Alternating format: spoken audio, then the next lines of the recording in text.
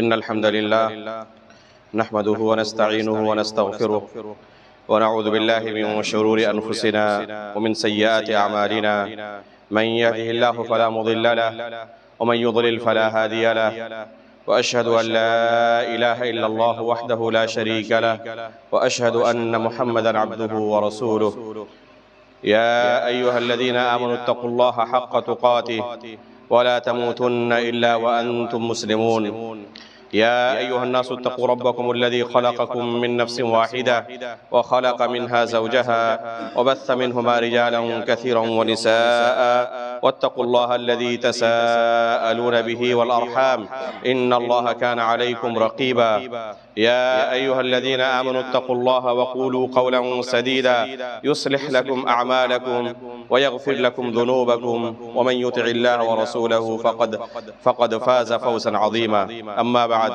فإن أصدق الحديث كتاب الله وأحسن الهدي هدي محمد صلى الله عليه وسلم وشر الأمور محدثاتها وكل محدثة بدعة وكل بدعة ضلالة وكل ضلالة في النار.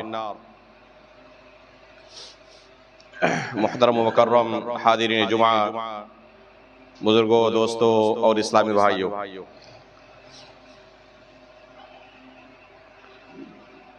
اللہ رب العالمین کا ہم پر بہت بڑا احسان اور کرم ہے کہ اللہ رب العالمین نے ہماری زندگی کے اندر بعض اعمال کو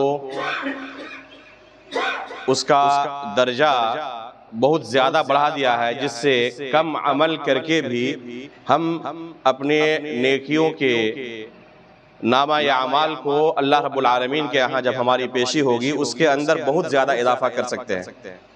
یہ اللہ رب العالمین کا خاص ہمارے اوپر فضل و کرم ہے.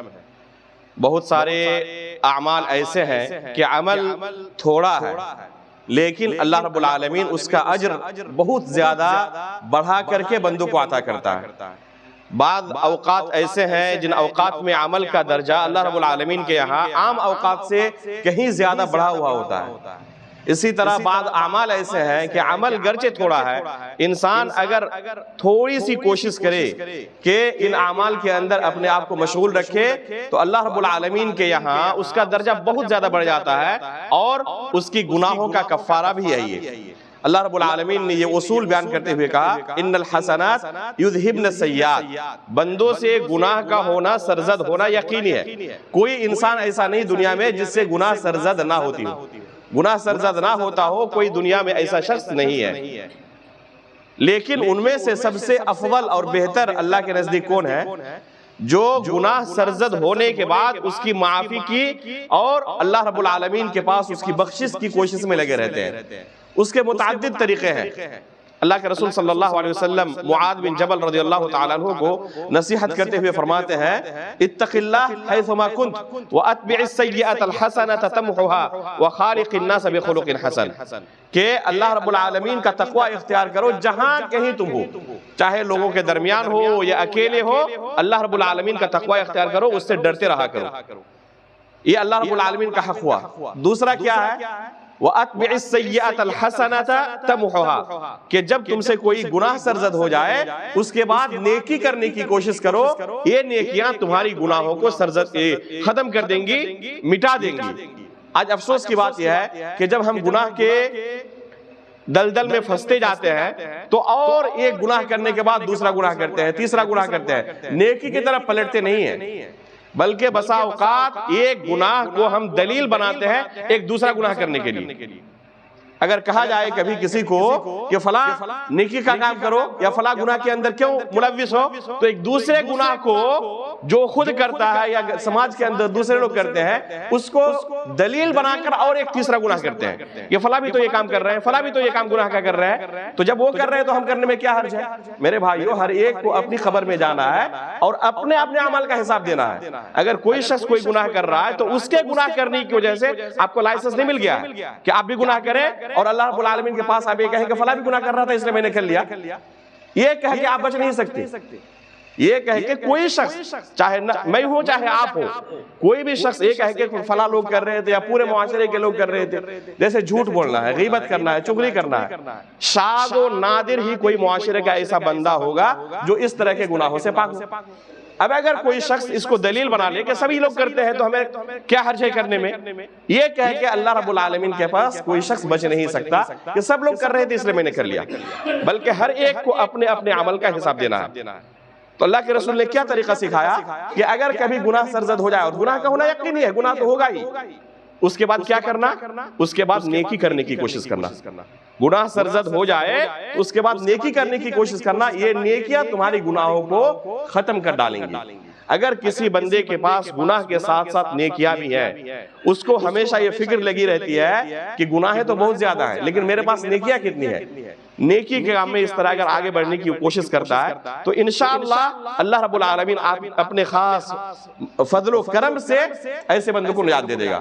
لیکن اگر کوئی بندہ ایسا ہو جو ہمیشہ گناہ کے دلدل میں پھنسا ہوا ہے، اور ایک گناہ اسے دوسرے گناہ کی طرف لے جاتا ہے، دوسرا گناہ پھر تیسرے گناہ کی طرف، اس طرح ہمیشہ گناہوں کے اندر ہی وہی ہوتا ہے، یہاں تک کہ اپنے نفس کو وہ تسلی دے رہا ہوتا ہے، چلو وہ گناہ تو تم نے کیا ہوا ہے، اس کو کرنے میں کیا حرج ہے، اس سے بڑا بھی گناہ تم نے کیا ہے، اس کو چھوٹا گناہ ہے، یہ کر لو یہ کر لو یہ کر لو، اس طرح وہ گناہوں کو کرتے کرتے کرتے کرتے اس طرح ہو جاتا ہے کہ بڑے سے بڑے گناہ کو کرنے میں بھی اسے ذرہ برابر کبھی کوئی افسوس نہیں ہوتا، کوئی تکلیف نہیں ہوتی، یہاں تک کہ ایسا محسوس ہوتا ہے جیسے ناک پہ کوئی مکھی بیٹھی ہوئی ہو اور اس مکھی کو اس نے بھگا دیا، ایسا محسوس ہوتا ہے اسے۔ لیکن گناہ کرنے کے بعد اگر اس کے نفس نے اسے ملامت کرنا شروع کیا تو یہ انسان کے لیے بہت ہی بڑی خیر کی علامت ہے کہ اس کے پاس ایسا نفس ہے جو گناہ کرنے کے بعد اسے ملامت کر رہا ہے کہ میں نے غلط کیا ہے، یہ کرنا نہیں چاہیے تھا، اور ملامت کا نتیجہ یہ ہوتا ہے کہ وہ پھر توبہ کرتا ہے، استغفار کرتا ہے، نیکیاں کرنے کی کوشش کرتا ہے، اس گناہ کو ختم کرنے کی کوشش میں لگا رہتا ہے۔ تو اگر کسی کے پاس ایسا نفس ہے تو بہت بڑے خیر کی علامت ہے۔ قرآن کریم آپ پڑھیں، اللہ رب العالمین نے قرآن کریم کے اندر نفس کی بہت ساری قسمیں بیان کی ہیں، ان میں سے اہم 3 قسمیں ہیں نفس کی۔ ایک ہے نفس امارہ جو گناہوں کی طرف انسان کو حکم دیتا ہے، ہر شخص کے ساتھ یہ معاملہ ہے، کوئی شخص ایسا نہیں جس کا نفس اسے گناہ کی طرف مائل نہ کرتا ہو، یہاں تک کہ اللہ کے رسول سے کہا گیا کہ اللہ کے رسول کیا آپ کے ساتھ بھی ایسا معاملہ ہے؟ تو اللہ کے رسول نے کیا کہا کہ میرے ساتھ بھی شیطان لگا ہوا ہے، لیکن اللہ رب العالمین نے اس شیطان پر مجھے پورا کنٹرول عطا کر دیا ہے، وہ مجھ پر غالب نہیں ہو پاتا، اللہ رب العالمین نے مجھے پورا کنٹرول عطا کیا ہوا ہے۔ یہ نبیوں کے ساتھ ہے بس، لیکن دوسرے لوگوں کے ساتھ ایسا کنٹرول کا معاملہ نہیں ہے، دوسرے لوگوں کے ساتھ شیطان لگا ہوا ہے اور کبھی نہ کبھی اسے راہ راست سے بھٹکا کر گناہ کے دلدل میں پھنسا دیتا ہے، یہاں تک کہ جو جتنا زیادہ نیک ہوتا ہے شیطان اس کے پیچھے اتنا ہی زیادہ کوشش میں لگا ہوتا ہے کہ کسی طرح اس سے گناہ سرزد ہو جائے۔ تو یہ ہے نفس امارہ۔ قرآن کریم کے اندر سورہ یوسف کو آپ پڑھیں، سورہ یوسف کے واقعے میں اللہ رب العالمین کا ارشاد ہے، یوسف علیہ السلام کے قول کو آپ پڑھیں، اللہ رب العالمین نے کیا فرمایا، ان النفس لامارۃ بالسوء الا ما رحم ربی، کہ یہ نفس جو ہے یہ انسان کو گناہ کی طرف حکم دینے والا ہے، مائل کرنے والا ہے، سوائے چند ایسے بندے ہوتے ہیں جن پر اللہ کا خاص رحم ہوتا ہے، اللہ رب العالمین کا خاص فضل و کرم ہوتا ہے، جو گناہ سے بچے رہتے ہیں۔ گناہ سرزد ہو جانے کے بعد اگر اس کے پاس نفس لوامہ ہے، اب سورۃ القیامہ پڑھیں، اللہ رب العالمین نے کیا فرمایا، لا اقسم بیوم القیامہ ولا اقسم بالنفس اللوامہ، یہ نفس اللوامہ ہے جو انسان کو ملامت کرتے رہتا ہے، گناہ سرزد ہو گیا لیکن اطمینان سے نہیں ہے اس کا نفس، اس کا نفس اسے ملامت کر رہا ہے، پریشان ہے۔ کوئی بھی گناہ سرزد ہو جائے، کوئی دکان کے اندر گراہک آیا، اسے آپ نے ڈپلیکیٹ سامان دے دیا، غلط بیانی کر کے اس کو کوئی سامان بیچ دیا، لیکن بعد میں افسوس ہو رہا ہے، نفس میں چین نہیں آ رہا ہے، کسی سے رشوت لیا، کسی کو رشوت دیا، نفس میں چین نہیں آ رہا ہے، کوئی گناہ کے کرنے کے بعد نفس مطمئن نہیں ہے بلکہ نفس کیا کر رہا ہے، ملامت کر رہا ہے، پریشان ہے، تو ایسا نفس کیا کرے گا، وہ پھر گناہ سے توبہ کرنے کی کوشش کرے گا، وہ نیکی کی طرف آنے کی کوشش کرے گا۔ تو اگر یہ نفس لوامہ کسی کے پاس دنیا میں موجود ہے تو بہت بڑے خیر کی علامت ہے۔ یہ نفس ملامت ہر ایک کو کرنے والا ہے، مومن کے ساتھ معاملہ یہ ہوتا ہے کہ دنیا کے اندر ہی ملامت کر کے وہ نیکی کی طرف پلٹ آتا ہے، لیکن کفار کے ساتھ معاملہ کیا ہوگا، کفار کا حال یہ ہے کہ دنیا کے اندر ان کو کوئی ملامت نہیں ہوتی، آخرت کے اندر ملامت ہوتی ہے، اور آخرت کے اندر ملامت کرنا کوئی فائدہ دینے والا نہیں ہے۔ آخرت کے اندر جب کفار دیکھیں گے اپنی آنکھوں سے جنت جہنم کو، اس وقت کیا کہیں گے، یا لیتنی کنت ترابا، کاش کہ ہم مٹی ہوتے اور ہمارا کوئی حساب کتاب نہ ہوتا۔ لیکن اس وقت افسوس کرنا، ملامت کرنا کوئی فائدہ دینے والا نہیں ہے۔ اگر افسوس کرنا ہے تو اسی دنیا میں افسوس کر لے انسان۔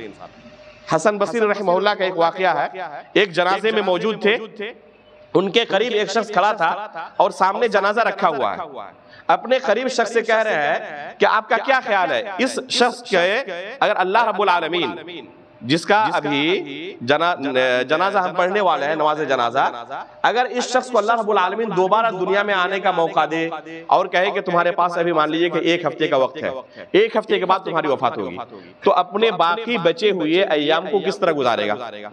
تو انہوں نے جواب دیا کہ 1 منٹ بھی اللہ رب العالمین کی اطاعت سے وہ دور نہیں ہونا چاہے گا، اللہ رب العالمین کی نافرمانی نہیں کرنا چاہے گا، ہمیشہ نیکی کر کے جتنا ہو سکے وہ کوشش کرے کہ اپنی آخرت کو سنوار لے۔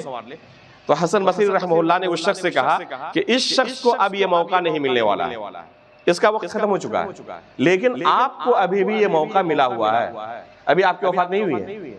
آپ اس شخص کی جگہ پر اپنے آپ کو رکھیے اور سوچئے کہ اللہ رب العالمین نے آپ کو گویا کہ دوسری زندگی دی ہے، اب آپ کے پاس کچھ ایام بچے ہوئے ہیں، کچھ دن بچے ہوئے ہیں، اب ان ایام کو اسی طرح گزارنے کی کوشش کریں جس طرح آپ اس شخص کے بارے میں کہہ رہے تھے۔ تو یہ ہر شخص کے لیے نصیحت کی چیز ہے کہ جو باقی بچے ہوئے ایام ہیں ان ایام کو ہم کس طرح گزارتے ہیں، جو گزر چکے ان کے بارے میں ہمیں اچھی طرح پتا ہے کہ ہم نے کیسے گزارا ہے، لیکن اگر نفس ملامت کر رہا ہو اور خیر کی طرف اسے مائل کر رہا ہو تو یہ بہت بڑے خیر کی علامت ہے، بہت بڑی بھلائی کی علامت ہے کہ اس کے پاس ایسا نفس ہے جو اسے گناہ کرنے کے بعد نیکی کی طرف لے کے آتا ہے۔ اور اللہ رب العالمین کا اصول ہے ان الحسنات یذہبن السیئات، نیکیاں یہ گناہوں کو ختم کر دیتی ہیں، یہاں تک کہ انسان ترقی کرتے کرتے جب اس طرح اس کی عادت بن جاتی ہے تو پھر وہ گناہ کرنے کے بارے میں سوچتا ہے، جلدی گناہ کی طرف قدم نہیں بڑھاتا۔ اگر نفس اسے کہے بھی گناہ کرنے کے لیے آگے بڑھائے بھی تو سوچتا ہے 2 مرتبہ، اس کے بعد کبھی شیطان کامیاب ہوتا ہے، اکثر و بیشتر کامیاب نہیں ہو پاتا، یہاں تک کہ ترقی کرتے کرتے اس کی حالت یہ ہو جاتی ہے کہ نفس مطمئنہ کے درجے پر پہنچ جاتا ہے۔ اور نفس مطمئنہ کے لیے اللہ رب العالمین نے کیا کہا ہے؟ یہ نفس کی تیسری قسم ہے۔ نفس مطمئنہ کے لیے اللہ رب العالمین نے کہا ہے، آپ سورۃ الفجر پڑھیں، یا ایتھا النفس المطمئنہ ارجعی الی ربک راضیۃ مرضیہ فادخلی فی عبادی وادخلی جنتی۔ اللہ رب العالمین ایسے لوگوں کی روح قبض کرتے وقت جب فرشتے آتے ہیں روح قبض کرنے کے لیے تو ایسے لوگوں کو جنت کی خوشخبری دیتے ہیں، فادخلی فی عبادی وادخلی جنتی، کہ اے نفس مطمئنہ تم میرے نیک بندوں کے اندر داخل ہو جاؤ، جنت کے اندر داخل ہو جاؤ۔ تو اگر کسی کا نفس اس درجے پر پہنچ جائے، اطمینان کے درجے پر پہنچ جائے، اور نفس کے اندر اطمینان کب حاصل ہوگا؟ یہ اللہ رب العالمین نے خود قرآن کریم کے اندر نسخہ بیان کیا ہے کہ نفس مطمئنہ کے درجے پر انسان کب پہنچے گا؟ الا بذکر اللہ تطمئن القلوب، اللہ رب العالمین کے ذکر و اذکار سے نفس کو اطمینان حاصل ہوتا ہے، گانے بجانے اور دوسری اس طرح کی چیزوں سے نفس کو اطمینان حاصل نہیں ہوتا، اس سے نفس گندا ہوتا ہے، میلا اور کچیلا ہوتا ہے، اس سے نفس کو پاکیزگی حاصل نہیں ہوتی۔ پاکیزگی کیسے حاصل ہوتی ہے؟ الا بذکر اللہ تطمئن القلوب، اللہ رب العالمین کے ذکر و اذکار سے دل کو نفس کو اطمینان حاصل ہوتا ہے۔ نفس کی پاکیزگی کا ایک بہت بڑا سبب قرآن مجید کے ساتھ اپنے آپ کو جوڑنا ہے۔ اللہ رب العالمین نے قرآن کریم کے متعلق قرآن میں کیا کہا ہے؟ شفاء لما فی الصدور، کہ یہ قرآن دل کے اندر جو بیماریاں ہیں ان بیماریوں کے لیے شفا ہے، علاج ہے، دوا ہے۔ لیکن آج ہماری حالت کیا ہے؟ آخری مرتبہ رمضان میں ہم نے قرآن پڑھا تھا، اس کے بعد سال گزر گیا، اس کے بعد قرآن پڑھنے کی توفیق نہیں ہوئی، یہ اکثر لوگوں کی حالت ہے۔ آخری مرتبہ رمضان میں قرآن کو اٹھا کر ہم نے رکھ دیا تھا، اب پھر رمضان آئے گا تو بعض لوگوں کو توفیق ہوگی کہ پھر قرآن اٹھائیں گے وہ۔ بعض لوگ ایسے بھی بدنصیب ہوتے ہیں جو رمضان میں بھی نہیں اٹھاتے قرآن کو۔ یہ ہماری زندگی ہے قرآن کریم کے ساتھ۔ اللہ کے رسول صلی اللہ علیہ وسلم قیامت کے دن ایسے لوگوں کے بارے میں شکایت کریں گے جن کی زندگی میں قرآن کریم نہیں تھا۔ وقال الرسول یا رب ان قوم اتخذوا هذا القرآن مہجورا، رسول اللہ صلی اللہ علیہ وسلم قیامت کے دن اللہ کے سامنے ایسے لوگوں کے متعلق شکایت کریں گے جنہوں نے قرآن کو اپنی زندگی سے نکال دیا تھا، قرآن کے ساتھ زندگی کا کوئی تعلق نہیں تھا، نہ کبھی اسے پڑھتے تھے، نہ اس کی تلاوت سننے کی کوشش کرتے تھے، نہ اس کو کبھی یاد کرنے کی کوشش کرتے۔ میرے بھائیوں، قرآن کریم کے ہم پر بہت سارے حقوق ہیں، ان حقوق کو ادا کیے بغیر اگر ہم چاہیں کہ اللہ رب العالمین کے یہاں اللہ کے رسول صلی اللہ علیہ وسلم کی اس شکایت سے بچ جائے تو بہت مشکل ہے۔ اللہ کے رسول قیامت کے دن 2 قسم کے لوگوں کے متعلق رب العالمین کے پاس یا تو شکایت کرنے والے ہیں یا بد دعا کرنے والے ہیں، لعنت بھیجنے والے ہیں۔ ایک کون ہے؟ ایک ہے جن کا زندگی میں قرآن سے کوئی تعلق نہیں تھا، قرآن کریم کبھی اٹھا کر انہوں نے نہیں دیکھا، پڑھنے کی کوشش نہیں کی، بلکہ پڑھنا ہی نہیں سیکھا، دنیا کا ہر کام سیکھ لیا لیکن قرآن مجید سیکھنے کی توفیق نہیں ہوئی۔ اس سے بڑی بدنصیبی اور محرومی کیا ہو سکتی ہے کہ ایک انسان 50 60 70 سال کی زندگی دنیا میں گزار لیا اور قرآن کریم سیکھنے کی اسے توفیق نہیں ہوئی، دنیا کا ہر کام سیکھ لیا۔ اللہ رب العالمین نے بہت سارے لوگوں کے متعلق قرآن کریم کے اندر کہا ہے یعلمون ظاہرا من الحیات الدنیا وهم عن الآخرۃ هم غافلون، کہ دنیا کی چھوٹی چھوٹی چیزوں کے بارے میں بھی ان کے پاس علم ہوتا ہے، ہوائی جہاز تک بنا لیتے ہیں، لیکن آخرت کے متعلق بالکل غفلت کی زندگی جی رہے ہیں، آخرت کے متعلق کوئی فکر نہیں، یہاں تک کہ بنیادی جو چیزیں ہیں ان کے متعلق ان کو فکر نہیں ہوتی ہے۔ تو ایک وہ لوگ ہیں جن کی زندگی میں قرآن نہیں تھا، اللہ کے رسول ان کے بارے میں قیامت کے دن شکایت کریں گے۔ دوسرے وہ لوگ جن کی زندگی میں بدعتیں تھیں، اللہ رب العالمین کے پاس اس دن لوگوں کی کیا حالت ہوگی وہ آپ نے بہت سارے خطبوں کے اندر سنا ہے۔ نفسی نفسی کا عالم ہوگا، حوض کوثر پر بہت سارے لوگ حاضر ہوں گے حوض کوثر کا پانی پینے کے لیے، کچھ لوگوں کو روک دیا جائے گا، آنے نہیں دیا جائے گا۔ اللہ کے رسول صلی اللہ علیہ وسلم ایسے لوگوں کے متعلق کہیں گے کہ امتی امتی، میری امت کے لوگ ہیں، انہیں آنے دیا جائے، آنے دیا جائے۔ اللہ کے رسول کو کہا جائے گا انک لا تدری ما احدث بعدک، اے نبی آپ کو پتا نہیں کہ آپ کے بعد ان لوگوں نے دین کے اندر کیا ایجاد کر لیا، دین کے اندر کیا تبدیلیاں پیدا کر دی تھی، کون کون سی بدعتیں ایجاد کر لی تھی۔ اس وجہ سے اللہ کے رسول صلی اللہ علیہ وسلم کے حوض کوثر سے ان کو محروم کر دیا جائے گا، دور کر دیا جائے گا۔ جب اللہ کے رسول ان کے متعلق سنیں گے کہ یہ بدعتی ہے تو کہیں گے کیا؟ سحقا سحقا لمن غیر بعدی، ان کو دھتکارا جائے، بھگایا جائے جنہوں نے میرے دین کو بدل دیا تھا۔ یہ انتہائی خطرناک جرم ہے کہ کوئی انسان دین کے اندر کوئی بدعت ایجاد کرے۔ تو یہ دو قسم کے لوگ ہیں، بدعت ایجاد کرنے والے اور قرآن کریم سے دور رہنے والے، جن کے متعلق اللہ رب العالمین کے پاس قیامت کے دن رسول اللہ صلی اللہ علیہ وسلم شکایت کریں گے۔ کیا کوئی شخص چاہتا ہے، وہ پسند کرے گا کہ اللہ کے رسول اس کے خلاف مقدمہ دائر کرے؟ ہم دعا کرتے ہیں، خواہش ہوتی ہے کہ دنیا میں اللہ کے رسول کو ہم دیکھ نہیں سکے، کم از کم قیامت کے دن جنت الفردوس کے اندر اللہ کے رسول کے ساتھ ہماری ملاقات ہو، یہ ہم خواہش رکھتے ہیں۔ لیکن اس کے برخلاف اگر ہمارے خلاف اللہ کے رسول شکایت کرے، مقدمہ دائر کرے، تو اس سے بڑی بدنصیبی اور محرومی کیا ہو سکتی ہے؟ اس کا طریقہ کیا ہوگا؟ اس کا طریقہ یہی ہے کہ قرآن کریم کو اپنی زندگی کا حصہ بنائیں، قرآن کریم کی تلاوت کریں، قرآن کریم کی تلاوت سنیں۔ تلاوت کرنے کی فرصت نہیں ہے اگر یا کوئی تلاوت کرنا صحیح طریقے سے نہیں جانتا، تلاوت سن تو سکتا ہے۔ آج کے زمانے میں، انٹرنیٹ کے زمانے میں، یوٹیوب اور فیس بک اور واٹس ایپ کے زمانے میں اللہ رب العالمین نے ہمیں اتنی بڑی نعمت عطا کی ہے کہ اگر چاہیں تو روزانہ 10-15 منٹ صرف اگر نکالیں تو ہر شخص کی تلاوت بہترین ہو جائے گی۔ آپ سورۃ الفاتحہ سے شروع کریں، حرمین شریفین کے کسی امام صاحب کی قرات لگا دیں، یوٹیوب میں جا کر کسی امام صاحب کی قرات آپ وہاں پہ لگا دیں، ایک صفحے کو 10 مرتبہ 15 مرتبہ روزانہ سنیں اور ان کے ساتھ اسی طرح پڑھنے کی کوشش کریں۔ جو سورتیں آپ کو یاد ہے، سورہ فاتحہ آپ کو یاد ہے، اما پارا کی کچھ سورتیں یاد ہے، انہی سورتوں کو 10 مرتبہ 15 مرتبہ سنیں امام شریف حرمین شریفین کے کسی امام سے، اور ان کی طرح پڑھنے کی کوشش کریں۔ 2-3 مہینے کے بعد دیکھیں گے کہ بہترین انداز میں آپ کی تلاوت ہو جائے گی، لوگ یقین نہیں کریں گے کہ آپ ہی پڑھ رہے ہیں۔ یہ پریکٹیکل ہے، آپ کوشش تو شروع کریں۔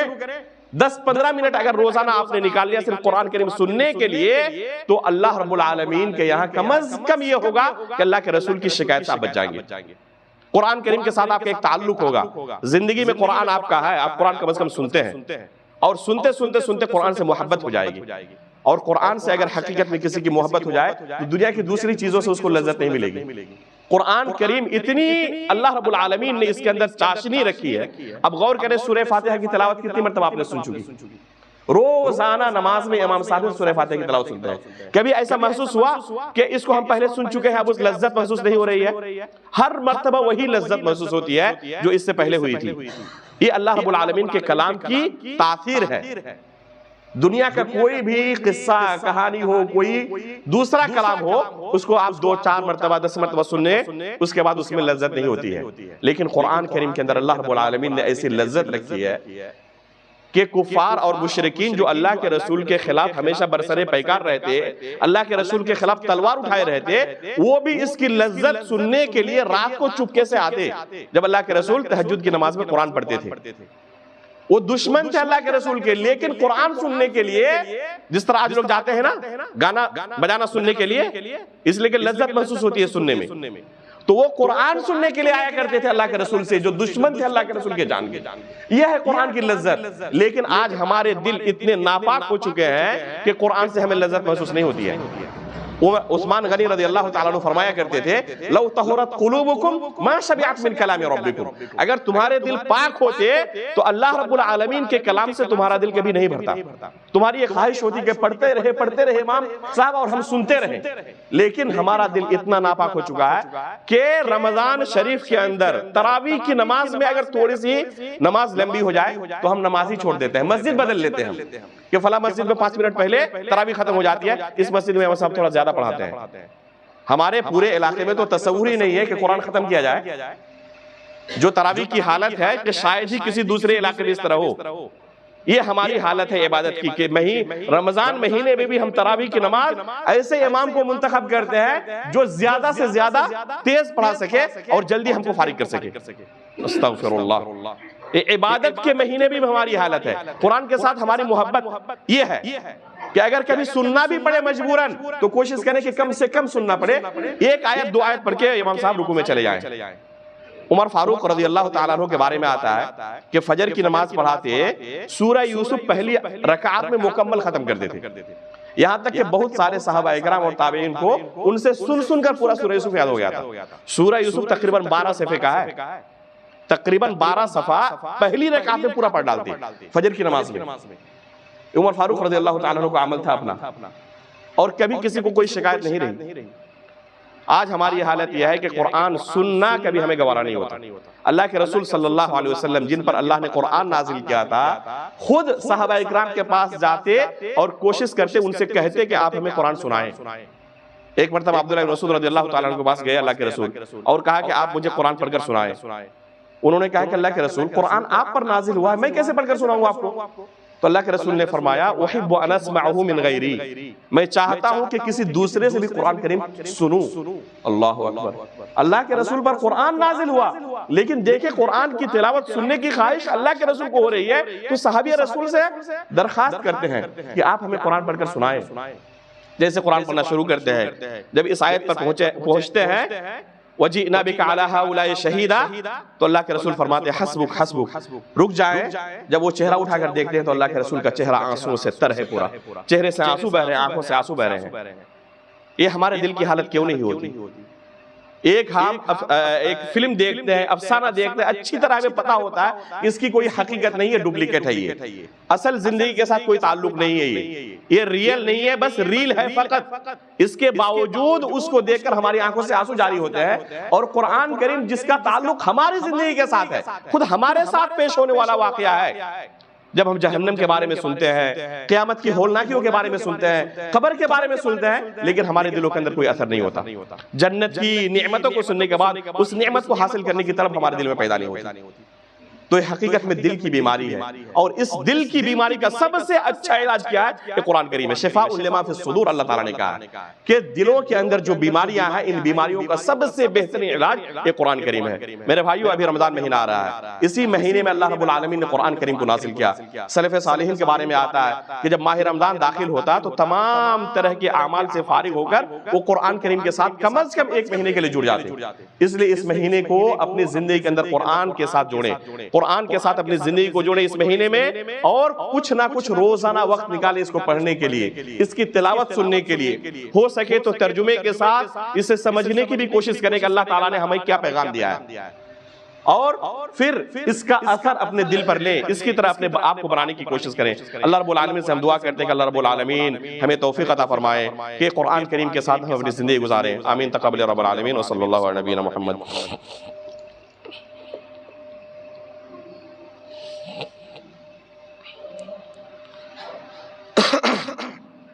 الحمدللہ رب العالمین، والصلاة والسلام علی رسولہ محمد وآلہ وصحبہ اجمعین۔ اشہد ان لا الہ الا اللہ وحدہ لا شریک لہ، واشہد ان محمدا عبدہ ورسولہ، اما بعد۔ محترم حاضرین، قرآن کریم کے ہر انسان پر کل 8 حقوق ہیں۔ ہر شخص اپنے نفس کا محاسبہ کرے، جائزہ لے کہ ان 8 حقوق میں سے کتنے حقوق کو ادا کرتا ہے، اور حقیقت میں کیا اس کا حال یہ ہے کہ قرآن کے ساتھ وہ زندگی گزار رہا ہے نہیں گزار رہا ہے۔ پہلا حق ہے قرآن کریم کا ایک انسان پر کہ قرآن کی تلاوت سنے۔ قرآن کی تلاوت سننا ایک انسان پر قرآن کا پہلا حق ہے۔ دوسرا حق یہ ہے کہ قرآن کی تلاوت کریں، کچھ وقت نکالیں اور قرآن کی تلاوت کے لیے خاص کریں۔ تیسرا حق یہ ہے قرآن کریم کا ایک مسلمان پر کہ اس کی کچھ آیتوں کو، کچھ سورتوں کو یاد کرنے کی کوشش کرے۔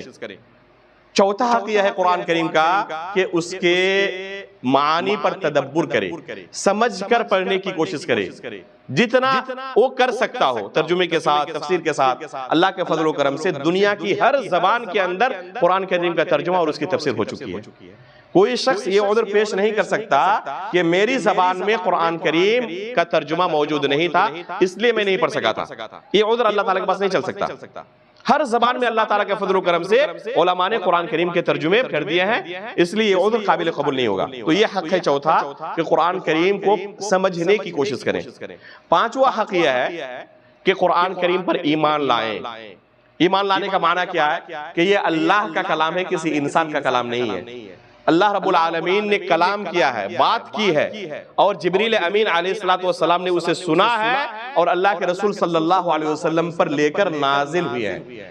جس طرح اللہ تعالیٰ نے کہا ہے اسی طرح ہے، اور قیامت تک یہ باقی رہنے والی کتاب ہے، اسے کوئی شخص ختم نہیں کر سکتا۔ تمام کتابیں جو اس سے پہلے کے انبیاء پر نازل کی گئی تھی وہ تمام کتابیں اس قرآن کریم سے منسوخ ہو چکی ہیں۔ قرآن کا حکم قیامت تک کے لیے ہے، قیامت سے پہلے کوئی شخص لاکھ کوشش کر لے اسے ختم نہیں کر سکتا۔ یہ ہے قرآن کریم پر ایمان لانے کا معنی کہ ہر انسان کا قرآن کریم پر یہ ایمان رہے۔ اس کے بعد چھٹا حق یہ ہے قرآن کریم کا کہ جب اس کی تلاوت کی جائے تو ہمارے دل پر اس کا اثر ہو۔ قرآن کریم کا اثر دل پر قبول کرے، جس طرح دوسری چیزوں کا اثر دل پر قبول کرتے ہیں، تو قرآن کا سب سے پہلا حق یہ ہے کہ اس کا اثر آپ کے دل پر ہو۔ جب اس کی تلاوت کی جائے تو آپ کے دل کے اندر ہلچل پیدا ہو۔ اور ساتواں حق یہ ہے کہ قرآن کریم سے شفا حاصل کرنے کی کوشش کریں۔ قرآن سے شفا حاصل کرنے کا معنی یہ نہیں ہے کہ اس کو گلے میں لٹکا لیں تعویذ بنا کر، جیسا کہ بہت سارے لوگ کرتے ہیں، یہ جائز نہیں ہے۔ قرآن کریم کو تعویذ بنا کر گلے میں لٹکانا یہ جائز نہیں ہے۔ قرآن کریم سے شفا حاصل کرنے کا معنی یہ ہے کہ اس کی تلاوت کرنا، اسے سننا، پڑھنا، اس کے مطابق عمل کرنا، اور ضرورت پڑے تو کسی شخص پر دم کرنا، کسی کو پھونکنا، یہ اس سے شفا حاصل کرنے کا طریقہ ہے۔ اور آٹھواں اور آخری حق یہ ہے قرآن کریم کا کہ اس کے مطابق اپنا اخلاق بنائے۔ اما عائشہ رضی اللہ تعالیٰ عنہ سے سوال کیا گیا اللہ کے رسول صلی اللہ علیہ وسلم کا اخلاق کیسا تھا، تو فرماتی ہے کان خلقہ القرآن، کہ اللہ کے رسول کا اخلاق سراپا قرآن تھا۔ جیسے قرآن میں اللہ تعالیٰ نے ہمیں بننے کا حکم دیا، اللہ کے رسول ایسے ہی تھے، ہم اسی رسول کی امتی ہیں۔ اس لیے ہمارا بھی یہ فریضہ بنتا ہے کہ ہم اپنے اخلاق کو رسول اللہ صلی اللہ علیہ وسلم کے اخلاق کی طرح بنائیں، اور اس کا طریقہ یہ ہے کہ قرآن کریم کی ہم اتباع کریں۔ اگر قرآن کریم کی ہم نے اتباع کی تو ہمارا اخلاق کس کی طرح ہو جائے گا؟ رسول اللہ صلی اللہ علیہ وسلم کی طرح، اس لیے کہ اللہ کے رسول کا اخلاق کیا تھا؟ سراپا قرآن تھا۔ اللہ رب العالمین سے ہم دعا کرتے ہیں کہ اللہ رب العالمین اس ماہ مبارک کے اندر جو ابھی ہمارے سامنے آنے والا ہے، قرآن کریم کے ساتھ جڑے رہنے کی ہمیں توفیق عطا فرمائے۔ آمین، تقبل رب العالمین، وصلی اللہ علی نبینا محمد۔